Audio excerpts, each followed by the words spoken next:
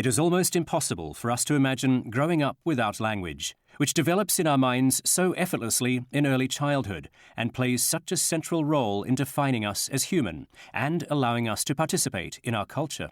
Nevertheless, being deprived of language occasionally happens. In recent centuries, children have been found living in the wild, said to have been raised by wolves or other animals, and deprived of human contact. It is hard to know the real stories behind these cases, but they are all strikingly similar with respect to language.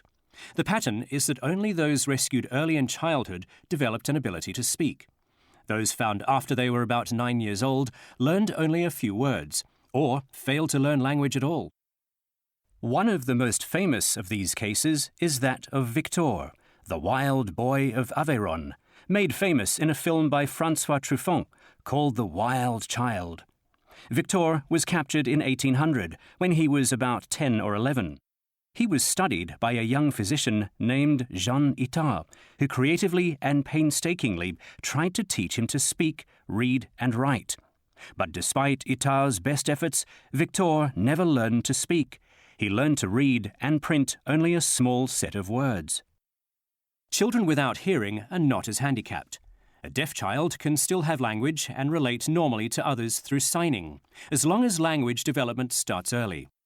There are a number of studies that show that the sooner a deaf child is exposed to a natural sign language, such as American Sign Language, the more proficient a signer he or she will become. As in other cases of linguistic isolation, the ability of deaf people to learn new words is not affected by the age at which they are exposed to language. But their ability to learn grammar is dramatically affected. Studies of deaf children exposed to sign language after the preschool years showed that there is a critical period for grammatical development, which ends, perhaps, in the early school-age years.